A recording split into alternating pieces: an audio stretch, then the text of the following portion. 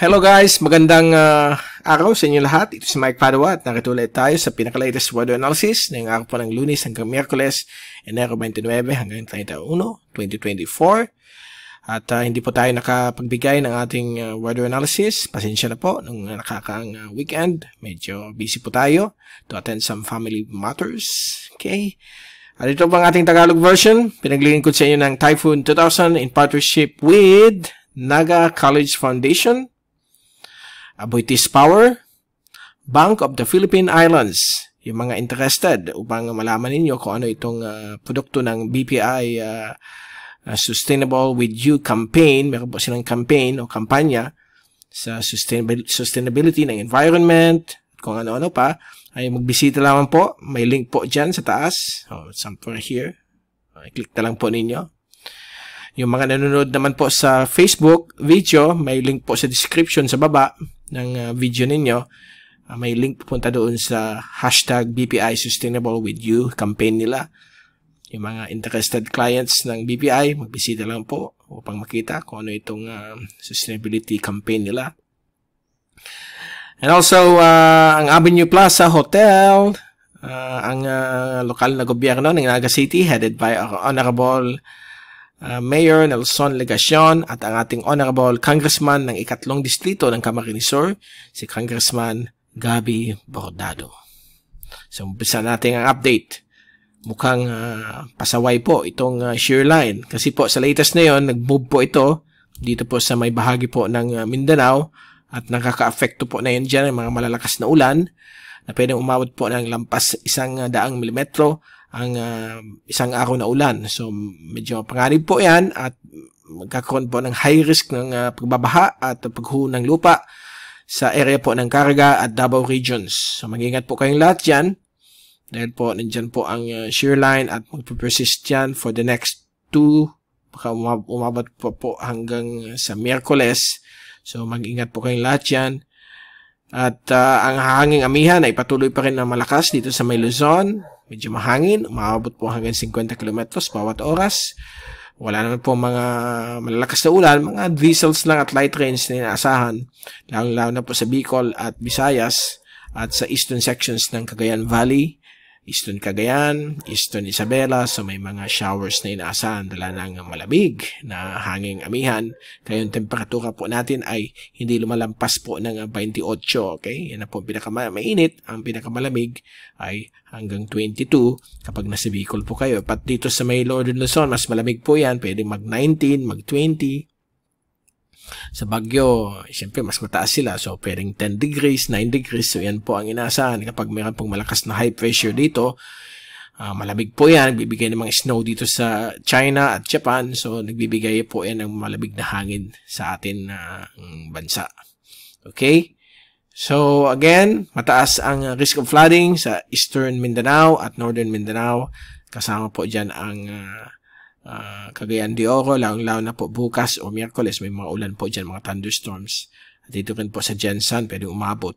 But mostly, nakakonsentrate po sa Caraga at Davao region, lalo po sa may Davao Oriental, ang mga malalakas na ulan, dala ng shear line. Kaya itong dinagdag natin from now on, dito sa risk of flooding, kapag may amihan, pag yellow, low po yan. Corresponding areas po yan na may low na risk of flooding or landslide. Samantala, yung pula, yan yung high risk.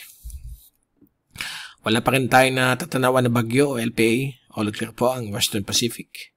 Near equatorial trough lang po dito.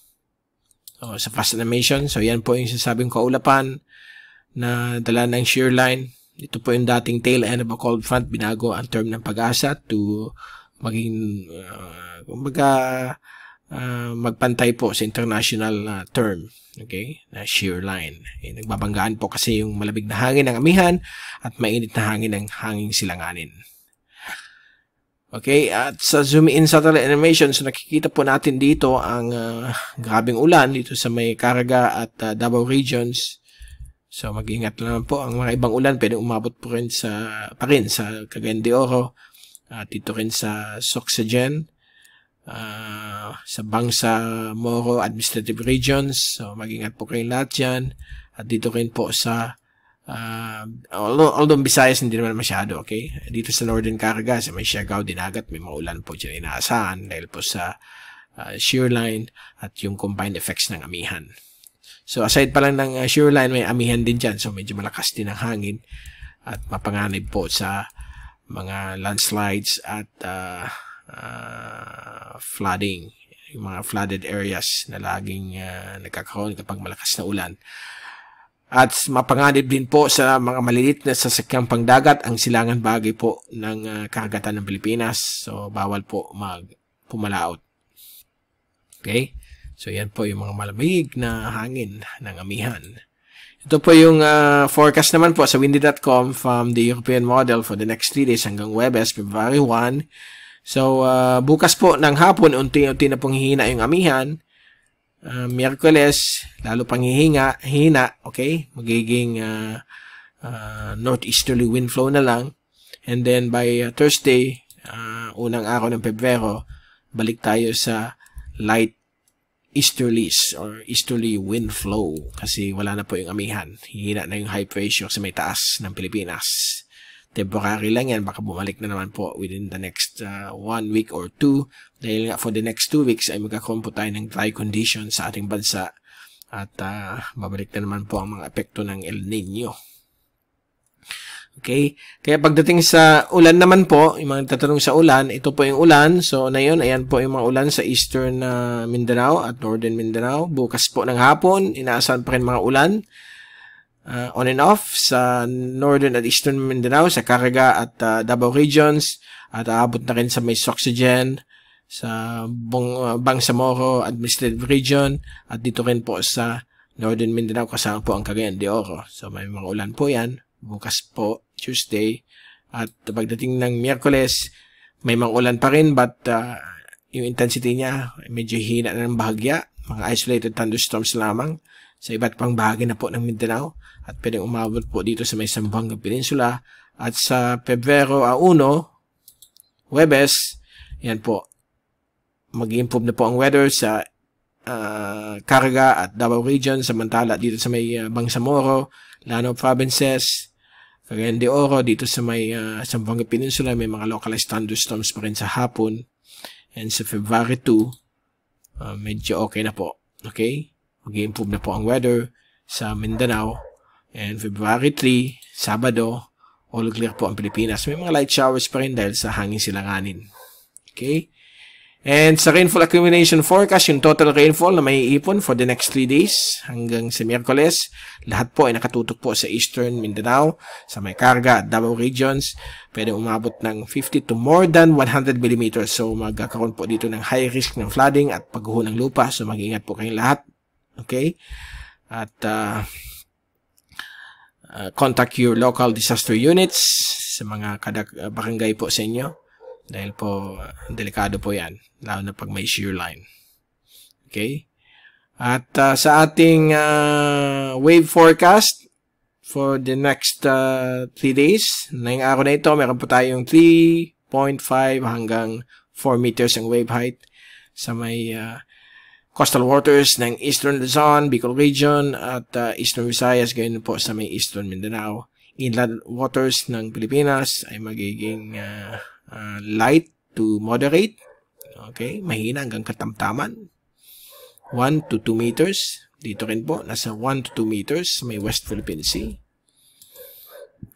Pagdating po ng Martes, ng hapon, hihina po ang wave heights dito sa may Eastern coastal waters ng Pilipinas, may Philippine Sea, nasa 3 to 3.5 meters, unti-unti na po siyang hihina. Dito naman po sa may West Philippine Sea ay magiging light waves na lang po, 1 to 2 meters. Ngayon din po sa inland waters ng Pilipinas, Sulu Archipelago, Sibuyan at Visayan Seas, nasa 0.5 to 2 meters. Okay? And then, pag dating ng Miyerkules ng hapon, inaasahan pong hihina ng bagya pa rin ang alon dito. Abot na po ng 2.5 to 3 meters na lamang, but mapanganib pa rin ito sa mga maliliit na sasakyang pangdagat. Pero kung nasa inland waters kayo ng Pilipinas, nasa 0.5 to 1.5 meters at dito rin po sa may West Philippine Sea, medyo okay po mangisda, okay, dito sa inland waters at sa West Philippine Sea. At sa Pebrero 1, Thursday, yung alon po dito sa may Philippine Sea, east of the Philippine Islands, ay bababa po dito sa may Cagayan Valley, nasa 2 meters na lang. But dito sa may Bicol, coastal waters ng Bicol, nasa 2.5 pa rin, up to 2.5 lang.